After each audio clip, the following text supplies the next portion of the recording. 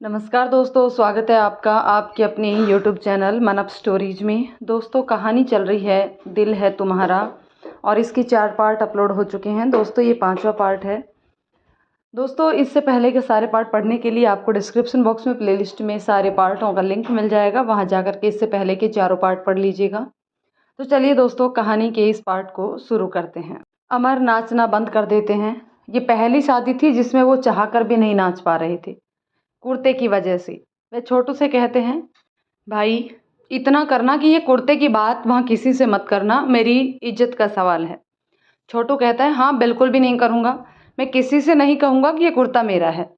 इस तरह धूमधाम से बारात लड़की के दरवाजे पर पहुँच जाती है और वहाँ पर सभी रस्में होने लगती हैं। अब बारात को खाना खिलाया जाता है। सभी लोग बैठकर खाना खा रहे थे कि तभी एक व्यक्ति पनीर लेकर आता है।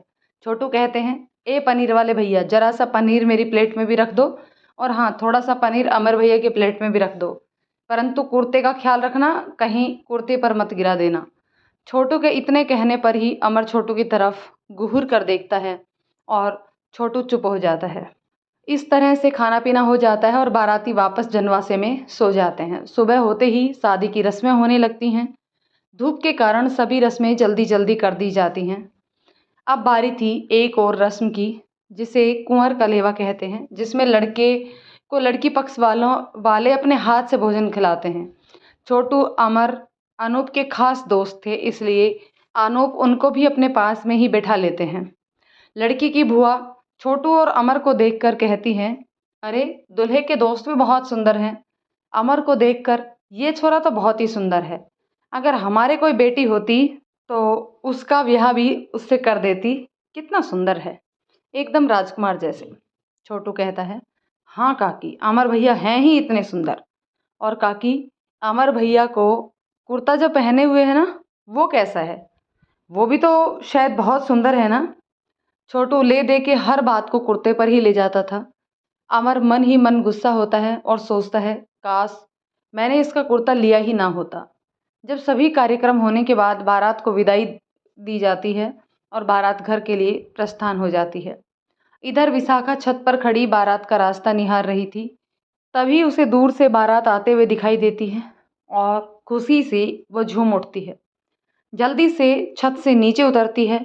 खुशी के कारण उसकी सीढ़ियों पर ध्यान नहीं था और उसका पैर फिसल जाता है और वो नीचे गिर जाती है, परंतु भगवान का शुक्र है कि उसे चोट नहीं आती। यह देखकर विनीता चिढ़कर कहती है, अरे करमजली, इतनी क्या जल्दी है, आ ही जाएगी बारात, कहीं भाग के थोड़े ही जा रही है, जो तू मरी जा रही है, ऐसे कर रही है जैसे कि तेरे सगे भाइयों की शादी हो। तो विशाखा कहती है, हाँ माँ, बात ही खुशी की है, मेरा भाई आ रहा है और साथ में मेरी नई नई भाभी भी आ रही है। और माँ, खुशी की बात है कि इस घर की बड़ी बहू भी आ रही है। अब तो घर में बड़ी बहू का ही हुक्म चलेगा, ये मैं कह ही देती हूँ। और आप भी अब इन सब की आदत डाल ही लो। विशाखा के कहे शब्द विनीता के मन को घायल कर देते हैं और वह गुस्से से चिढ़कर कहती है, घर में सिर्फ मेरा ही राज चलेगा जब तक मैं जिंदा हूँ। मैं ही इस घर की मालकिन हूँ, मेरा यह हक मुझसे कोई नहीं छीन सकता। और विनीता मुंह बनाकर चली जाती है। अब बारात घर के दरवाजे पर आ चुकी थी। विशाखा के कहे शब्दों से विनीता इतना गुस्सा हो जाती है कि दरवाजे पर नई बहू का स्वागत भी नहीं करने जाती। विशाखा पूजा की थाली लेकर दोनों की आरती उतारती है और हल्दी कुमकुम चावल से दोनों को टीका करती है। इस तरह से घर में नई बहू का आगमन होता है। नई बहू के मुंह दिखाई के लिए आस पड़ोस की औरतें आती हैं और सभी बहू के सौंदर्य को देखकर कहती हैं, अनूप के तो भाग्य खुल गए, जो इतनी सुंदर बहू मिली है और पढ़ी लिखी भी है। तभी वहाँ मुंह दिखाई के लिए गांव की मान की काकी आती है। उनकी उम्र लगभग 90 साल होगी। तभी मान की काकी हाँफते हुए आती है और कहती है, अरे बिटिया विशाखा, नई भौरिया कहाँ है, हम भी तो देखें, सुना है बड़ी सुंदर है। विशाखा हंसते हुए कहती है, हाँ काकी, भाभी बहुत सुंदर है, अरे देखते ही तुम्हारी इन बूढ़ी आंखों में तो रोशनी ही आ जाएगी। और विशाखा मान की काकी को अपनी भाभी के कमरे में ले जाती है। नई नई बहू थी, इसलिए लंबा सा घूंघट डाले हुए बैठी थी। तभी मान की काकी कहती है, अरे भैया, बहू तो बहुत सुंदर है, जैसा सुना था वैसा ही पाया। विशाखा हंसते हुए कहती है, अरे काकी, कितनी बार कहा कि आप देखते समय अपनी चश्मा लगा लिया करो। अरे भाभी तो अभी घूंघट डाले बैठी है और आपने बिना देखे ही उनका रूप का बखान कर दिया। मानकी काकी कहती है, अरे बिटिया विशाखा, कुछ याद ही नहीं रहता चश्मा लगाने की। और फिर काकी चश्मा लगाकर बहू को देखती है और उसके रूप की तारीफ करते हुए विशाखा से पूछती है, बिटिया हमने सुना है बहुत बहू बहुत पढ़ी लिखी भी है, वैसे कितनी पढ़ी है?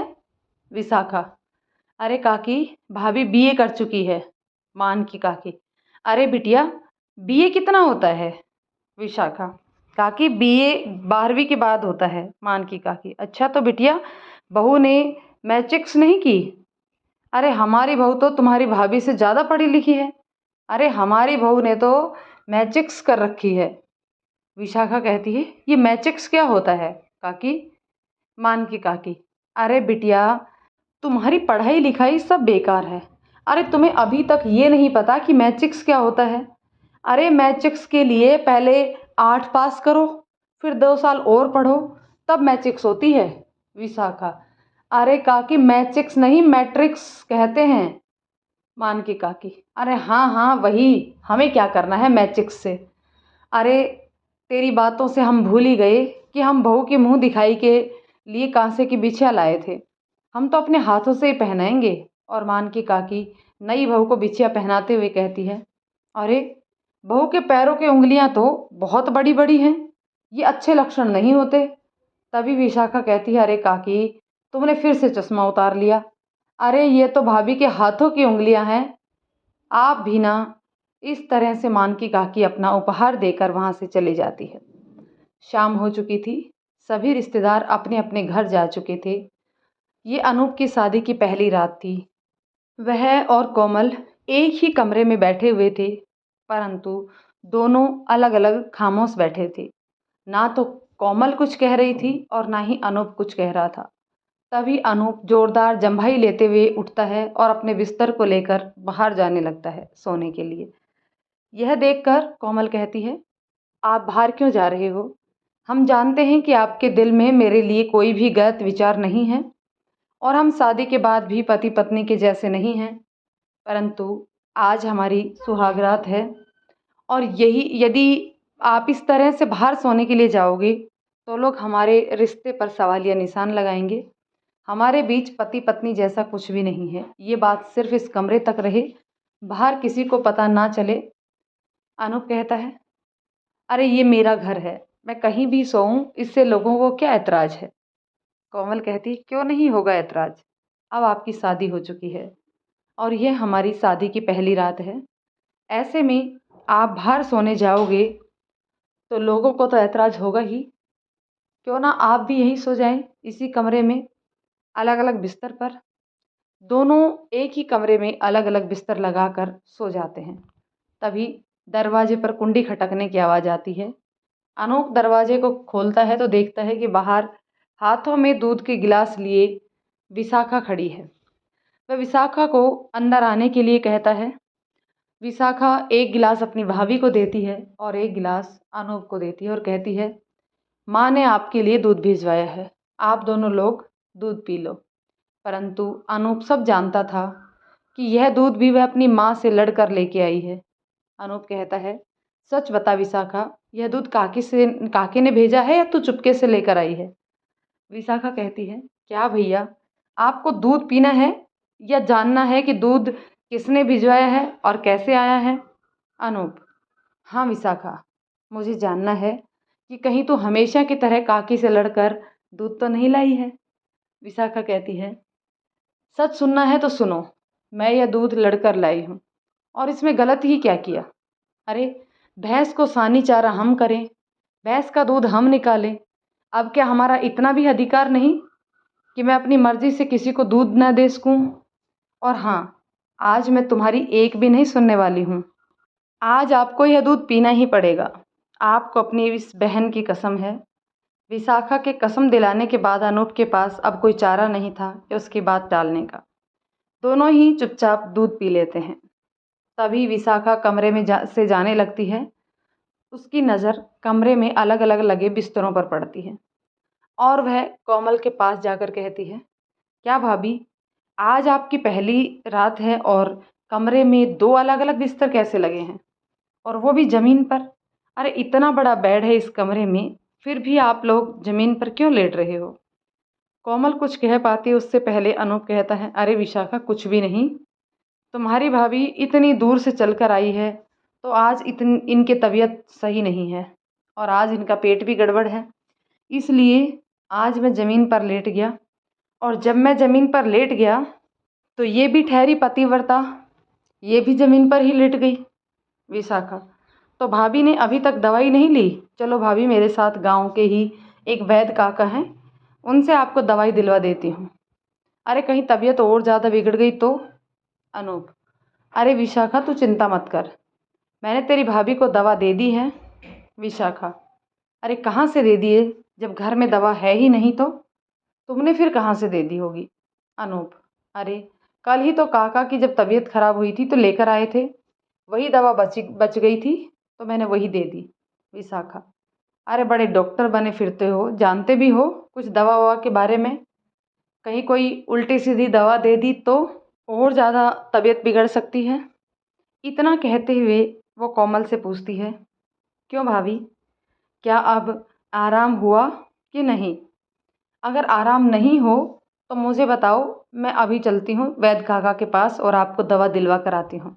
कोमल, नहीं, अब मेरी तबीयत सही है, आपके भैया ने दवाई दे दी थी, वो खा ली है, अब आराम है, तुम चिंता मत करो, मैं बिल्कुल ठीक हूँ। अगर कोई दिक्कत होगी तो मैं तुम्हें बुला लूँगी। अब रात बहुत हो चुकी है, हमें लगता है तुम्हें अब सोना चाहिए। अब विशाखा के दिल को तसल्ली मिल चुकी थी, वह वहाँ से चली जाती है और अनूप दरवाजे बंद कर लेता है और दोनों ही अपने अपने बिस्तर पर सो जाते हैं। धीरे धीरे इस शादी को 5 महीने हो चुके थे। इसी बीच उसने बीए फाइनल ईयर के एग्ज़ाम भी दे दिए थे। अब घर की नई बहू भी घर के माहौल में ढलने लगी थी। शादी से पहले वो अपने घर की इकलौती बिटिया होने के कारण घर का कोई भी काम नहीं जानती थी। अब धीरे धीरे वो सब कुछ सीखने लगी। पहले से वो बहुत बदल चुकी थी, अब भी नहीं बदला था तो उसका मन, वो अभी भी अनूप को दिल से स्वीकार नहीं कर पाई थी। वह अनूप से अक्सर कम ही बोला करती थी। वह अनूप से तभी बोला करती थी जब बोलना आवश्यक हो। दूसरी ओर अनूप कोमल को जब भी खुश देखता तो उसका दिल खुशी से झूम उठता था, मानो उसके दिल को अपार खुशी मिलती हो। घर के बदलते माहौल में विनीता का रुख और भी सख्त हो चुका था। कोमल की शादी वीरेन से ना होने की टीस अब भी उसके मन में थी। जब वो कोमल को देखती तो उसके मन की टीस और ज़्यादा बढ़ जाती, जिसकी भड़ास कभी अनूप पर निकलती तो कभी कोमल पर निकलती। कोमल को भी वह 5 महीने हो चुके थे और वो घर के हर शख्स के बारे में अब पूरी तरह से जान चुकी थी। उसको भी अब अनूप की तरह विनीता के ताने सुनने की आदत पड़ चुकी थी। वह उसकी बातों को कभी दिल से नहीं लिया करती थी, परंतु विनीता के कटीले शब्द कभी कभी उसके मन को घायल कर देते थे तो वो उदास हो जाया करती। परंतु इन घावों पर मरहम का काम करती थी तो वो थी विशाखा, जो हमेशा अपनी भाभी के का पक्ष लिया करती थी। ऐसे ही एक दिन कोमल घर में खाना बना रही थी कि तभी विनीता आकर भोजन को चखती है। उसे भोजन में नमक का स्वाद नहीं लगता क्योंकि कोमल खाने में नमक डालना भूल गई थी। बस विनीता को कोमल की को खरी खोटी सुनाने का मौका मिल गया। वह गुस्से में बड़बड़ाती हुई कहती है, मेरे तो कर्म ही फूट गए जो तेरी जैसी फूहड़ बहू मिल गई। काम में तो बिल्कुल मन ही नहीं लगता, बस आज़ादी चढ़ी रहती है हमेशा। इतना ही आराम करने का शौक है तो लेके आती 2-4 नौकर अपने बाप के घर से। इतने दिन हो गए लेकिन यही नहीं पता कि सब्जी में नमक कितना डाला जाता है। अरे रोज़ रोज़ बताती हूँ, फिर भी सब्जी में कभी नमक ज़्यादा तो कभी नमक कम डालती है और कभी तो डालती ही नहीं है। 5 महीने हो गए शादी को, लेकिन अभी तक ढंग से खाना बनाना भी नहीं आता है। मैं तो थक चुकी हूँ इस फूहड़ को समझाते समझाते। भगवान जाने माँ बाप ने कुछ सिखाया भी है या नहीं, बस बेटी को सिर पर चढ़ाया रखा जिंदगी भर, उसी का ही तो ये नतीजा है। अरे कुछ सिखाए होते तो क्या इसे इस तरह रोज़ रोज़ सुनना पड़ता। अब विनीता की बातें कोमल के बर्दाश्त के बाहर हो चुकी थी। उससे ज़्यादा सहन नहीं हुआ तो उसने भी दबे हुए स्वर में कहा, क्या काकी, हर बार आप मेरे माँ बाबूजी को इस झगड़े में क्यों लेकर आते हो? उन्होंने क्या गुनाह कर दिया? और एक बात और, कि मेरी माँ बापू ने मुझे खाना बनाना नहीं सिखाया, बल्कि उन्होंने मुझे पढ़ाया लिखाया है। आप हर बार उन्हें इस झगड़े में क्यों डालते हो? आपको जो भी कहना है आप मुझे कहो, आप उन्हें कुछ मत कहा करो। अगर मुझे खाना बनाना नहीं आता है तो इसमें उनका क्या दोष है? वनीता कहती है, क्यों नहीं है उनका कसूर?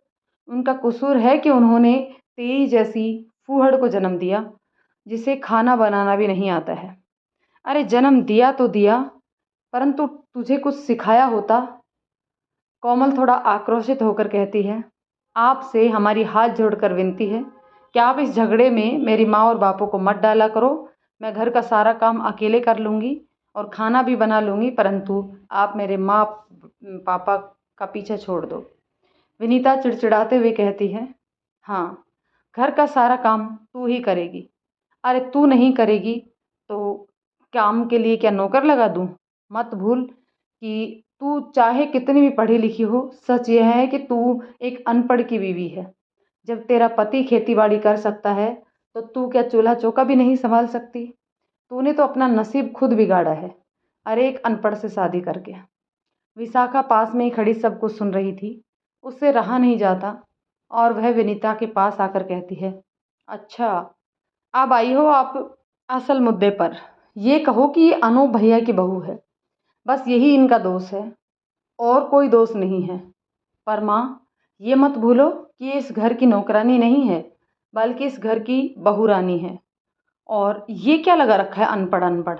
अरे आज ये अनपढ़ ही खेती बाड़ी करता है, तब जाकर इस घर का चूल्हा जलता है। वो अनपढ़ जब अपना खून पसीना एक कर देता है, तभी इस घर में खाने को दाना आता है। और शहर में तुम्हारे बेटे अच्छे से पढ़ पा रहे हैं, समझी माँ? विशाखा की इस तरह की बातों को सुनकर विनीता एकदम सन्न हो गई और वो आक्रोशित होकर कहती है, आज तो तू इसकी बहुत तरफदारी कर रही है। आज तेरे सगे भाई भी तेरे लिए पराये हो गए। बहुत पढ़ लिख गई है तू। विशाखा कहती है, क्या वो और मैं एक ही कोख के होने से भाई बहन हो गए? इतनी इतनी तबीयत खराब हो गई मेरी, पर मजाल, क्या दोनों में से एक ने भी आकर हालचाल देखा हो तो? देखना तो छोड़ो, पूछ भी लिया हो तो? वो लोग कभी भी रक्षाबंधन पर राखी बंधाने नहीं आते हैं। जब कभी भी मुझे दुख तकलीफ होती है ना, तो एक ही भैया मेरे साथ खड़ा रहता है, और वो है अनूप। और एक दिन आप भी ये समझोगी कि अनूप भैया ही इस घर का भला कर सकते हैं और कोई नहीं। विनीता कहती है, अरे तू ही गुलामी कर अपने इस गंवार भैया और इस फूहड़ भाभी की, मुझे नहीं करनी है इनकी गुलामी। विशाखा गुस्से में कहती है, माँ, ये क्या लगा रखा है फूहड़ फूहड़? ये इस घर की बड़ी बहू है। और मुझे ये बताओ कि मैं तुम्हारी बेटी हूँ, तुमने कभी मुझे घर का काम नहीं करने दिया, तो क्या मैं भी किसी घर में फूहड़ी कहलाऊंगी? और तब वो लोग कोसेंगे, तब तुम्हें कैसा लगेगा? आज से याद रखो कि अगर आपने हमारी भाभी को गलत शब्द कहे तो हमसे बुरा कोई नहीं होगा। विनीता गुस्से में कहती है, हाँ, अब मैं तो तेरे लिए पराई हो गई। भला अब तेरे लिए सगे तो केवल भैया और भाभी ही बचे हैं। मेरा तो अब तुमसे कोई वास्ता ही नहीं रहा। और बड़बड़ाते हुए घर से बाहर निकल जाती है। इधर कोमल यह सब चुपचाप सुन रही थी। वह विनीता के जाने के बाद विशाखा को समझाते हुए कहती है, विशाखा, तुम्हें काके से इस तरह से बात नहीं करनी चाहिए थी। आखिर वो तुम्हारी माँ है। अगर उन्होंने मुझसे कुछ बुरा भला कह भी दिया हो तो इससे क्या हो गया? वो हमारी माँ समान है। अगर कुछ कह दिया तो क्या बात है? विशाखा कहती है, भाभी, आप ज़्यादा चिंता मत किया करो। हमारी तो लड़ाई होती ही रहती है और सुलह भी बहुत जल्दी हो जाती है। ये तो रोज़ का ड्रामा है। आप क्यों चिंता करती हो? आप बस मस्त रहा करो। अगर मैं इन्हें न सुनाती ना, तो ये तुम्हारा सर खाकर रह जाती। अच्छा, अब आप अपना काम करो और मुझे भी अपना काम करने दो। और विशाखा वहाँ से चली जाती है और अपना काम करने लगती है। इधर विनीता गुस्से से तिलमिलाकर बाहर जा रही थी कि तभी उसकी नज़र अनूप पर पड़ जाती है और वह अनूप को देखकर कहती है, अरे करम जले ने मेरे खिलाफ मेरी बेटी को तो भड़काया ही था, अब तो अपनी बहू को भी भड़का दिया। और घर आने पर ढोंग तो ऐसे रचेगा जैसे बहुत बड़ा आदर्शवादी है। और पीठ पीछे हमारे खिलाफ साजिशें रचता है। अनूप विनीता की बड़बड़ाता देखकर कहता है, काकी क्या बात है, किसने क्या कहा है? विनीता कहती है, किसने क्या कहा? तू जानता नहीं है क्या? पहले मेरे खिलाफ भड़काता है सबको और फिर बाद में भोलेपन का नाटक रचता है। जानबूझकर अनजाना बनना तो कोई तुझसे सीखे। अनूप समझ चुका था कि काकी का किसी से झगड़ा हुआ है और ये झगड़ा कोमल से ही हुआ है। वो जानता था कि विनीता से कुछ कहना अपना वक्त बर्बाद करना है, इसलिए वह चुपचाप कोमल के कमरे में चला जाता है। उधर कोमल कमरे में चुपचाप बैठी थी। अनूप पास जाकर कहता है, कोमल, मैं जानता हूँ कि काकी की आदत कैसी है। वो दिल की बहुत अच्छी हैं, बस उनकी आदत है ये सब। उनकी बातों का बुरा नहीं मानना। अगर कोई भी बात उनकी तुम्हें बुरी लगे और तुम्हारा गुस्सा शांत ना हो तो वो गुस्सा तुम मुझ पर निकाल लेना, परंतु काकी से कभी कुछ नहीं कहना। अनूप कोमल को हाथ जोड़कर कहता है कि मेरी ये तुमसे हाथ जोड़कर विनती है। कोमल यह देखकर अनूप के हाथों को पकड़ लेती है और कहती है, इसमें आपको हाथ जोड़ने की क्या ज़रूरत है? कितने दिनों में मैं काकी की आदत को जान चुकी हूँ। अब तो मुझको भी इनकी कोई भी बात बुरी नहीं लगती है। अब तो आदत सी पड़ गई है कि जब तक उनकी दो चार खरी खोटी ना सुन ले, खाना कहाँ पचता है। अनूप कहता है, ठीक है, मैं समझ गया हूँ। क्या सच में तुम्हें बुरा नहीं लगा? कोमल कहती, हाँ, नहीं लगा। और आप इस बात की फ़िक्र मत करो, मैं कभी भी वो कार्य नहीं करूँगी जिससे आपको ताने सुनने पड़े। और काकी के बारे में आप फ़िक्र मत किया करो, मैं उनकी बात का बिल्कुल भी बुरा नहीं मानती हूँ। इतना सुनकर अनूप वहाँ से चला जाता है। इसी तरह 2-4 दिन बीत जाते हैं। एक दिन कोमल दरवाजे पर खड़ी खड़ी आम की कच्ची कैरी खा रही थी कि तभी विशाखा की नज़र उस पर पड़ती है और वह इस घटना को कुछ और ही समझ बैठती है। वह भागकर विनीता के पास जाती है और खुश होकर विनीता से कहती है, माँ, आज मैंने जो देखा उससे मुझे लगता है घर में खुशखबरी आने के अंदेशे लग रहे हैं। लगता है घर में कोई खुशखबरी आने वाली है। विनीता कहती है, अरे तू कभी सीधे सीधे भी बता दिया कर कि क्या खुशखबरी आने वाली है। विशाखा, यही कि घर में नया मेहमान आने वाला है शायद। मैं अब बुआ बनने वाली हूँ और आप दादी, क्योंकि आज मैंने भाभी को कच्ची कैरी खाते हुए देखा और अधिकतर औरतें कच्ची कैरी तभी खाती हैं जब वो माँ बनने वाली हूँ। हो सकता है कि भाभी भी माँ बनने वाली हो। विनीता, तू बेमतलब की खबर ही लेकर आती है। अरे वो कच्ची कैरी खा रही है तो क्या वो माँ बनने वाली है? उसका मन किया होगा इसलिए खा लिया होगा। विशाखा कहती, हाँ माँ, तुम सही कह रही हो, ऐसा भी हो सकता है, परंतु मैंने पहले तो कभी भी भाभी को कच्ची कैरी खाते हुए नहीं देखा। फिर भी माँ, मैं पहले भाभी से पूछती हूँ क्या वो सच में माँ बनने वाली हैं, परंतु मुझे बहुत शर्म आती है, कैसे पूछूं। विनीता आंखें दिखाकर तीखे स्वर में कहती है, शर्म कैसी पूछने में? अरे तेरी तो उससे बहुत बनती है आजकल। वैसे तो उससे तू बहुत पटर पटर लगी रहती है, अब पूछने में शर्म आ रही है। विशाखा, हाँ पूछ लूँगी, तुम्हारी सलाह लेने की ज़रूरत भी नहीं है। अरे मेरी भाभी है, मुझे नहीं बताएगी तो और क्या पड़ोसियों को बताएगी। इतना कहते हुए विशाखा कोमल के कमरे की तरफ चली जाती है। मन में बहुत ही प्रसन्न हुई और कोमल के पास जाकर शर्माते हुए कहती है, क्या भाभी, आज आप बहुत खुश हो? बड़ा मन ही मन मुस्कुरा रही हो। आखिर बात क्या है इस खुशी की? क्या राज है? कोमल कुछ कहती उससे पहले ही विशाखा कहती है, मैं समझ गई, आपको शर्म आती है बताने में। क्या भाभी, घर में कोई मेहमान आने वाला है? कोमल मन में सोचती है कि शायद मेरे बापू के आने की खबर विशाखा को भी पता चल गई है और वो हाँ में गर्दन हिलाते हुए कहती है, हाँ, घर में मेहमान आने वाले हैं और वो मेरे पिताजी आ रहे हैं मुझसे मिलने के लिए। विशाखा घर में मेहमान आने की खबर सुनकर इतना मग्न हो जाती है कि वो आगे की कोई भी बात नहीं सुनती है कि कोमल ने अपने पिताजी के आने के लिए कहा है, उनका जिक्र किया है। बस वो अब भी मग्न होकर वहाँ से चली जाती है और उसकी खुशियों का ठिकाना नहीं रहता। वह अपनी इसी खुशी का इजहार अपने आस पड़ोसियों से भी कर देती है। इधर अनूप इस खबर से अनजान, उसे कुछ पता ही नहीं था। वो घर से वापस आ रहा था तो उसे रास्ते में विशाखा मिल जाती है जो हाथ में लड्डू का थाल लिए हुए थी। विशाखा को खुश देखकर अनूप समझता है कि शायद आज विशाखा का रिजल्ट आया होगा और वो पास हो गई होगी। उसी खुशी में लड्डू बांट रही है और वो खुशी खुशी उससे लड्डू ले लेता है और कहता है, आज तो मैं एक नहीं 2 लड्डू लूँगा। आखिर बात ही खुशी की है। विशाखा खुशी से हंसते हुए कहती है, एक क्यों, पूरा थाल ले लो। आखिर बात ही खुशी की है और यह खुशी का कारण भी तो आप ही हो भैया, जो आज मुझे घर बैठे बुआ बना दिया। दोस्तों, कहानी के इस पार्ट को यहीं रोकते हैं। मिलते हैं एक और पार्ट में। तब तक के लिए ये कहानी आपको कैसी लग रही है कमेंट करके ज़रूर बताइएगा।